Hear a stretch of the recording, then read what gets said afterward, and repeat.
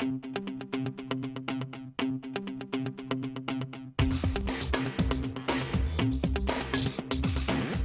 you watch many of my videos, you know me, I hate maintaining separate estates of things, separate collections of music, separate collections of apps. You know, you get little buckets of everything everywhere these days on all your devices.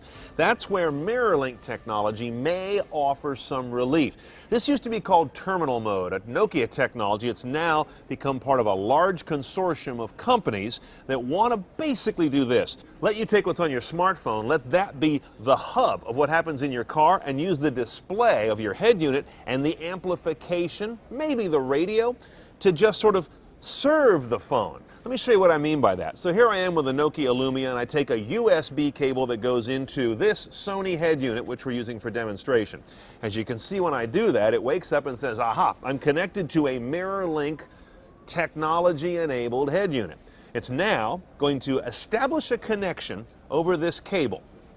Notice that we've gone into drive mode on the phone. And this is not a drive mode you can escape like on Android. You can't just say, oh, go to my desktop of apps right now so I can screw around with Facebook. No, you are in drive mode as long as you're connected here. Then go to this MirrorLink selection on the head unit, because this is certified to work this way. And notice what we've got, a perfect replication of what's on the phone to the screen. The difference is what's on the screen is bigger, mounted, stable, and of course connected to amplification and other technologies coming into the head unit. You put this in your glove box basically and say, I'm done with the phone.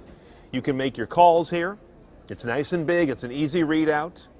You can have a navigation app here like it says for Drive, music. All of these are services that will be built in by the phone maker onto their handset with their software stack and then echoed on the screen.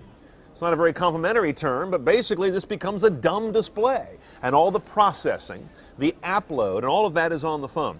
Now notice, though, that none of this says that the head unit maker has to sit on the sidelines and just make the dumb display. They can also put in a tuner, navigation, their own Pandora, or all of these can also live under MirrorLink. That's where you get the flexibility to decide if you want to go all MirrorLink, phone-centric, or if you want to spread some of the functionality across two different devices.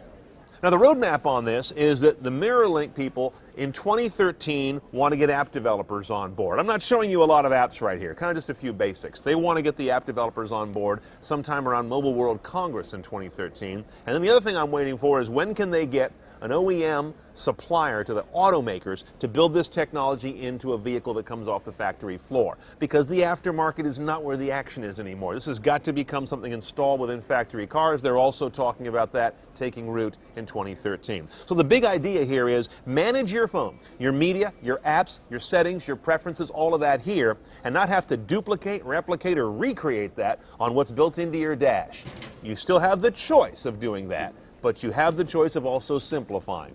Now the folks behind MirrorLink, the Car Connectivity Consortium, they're going to run a curated app presence once those apps start to arrive. You can't just stick any app here or access any app you install. They'll make sure that they are automotive contextual, useful for the driver, and done in a way that is low distraction and very reliable in function.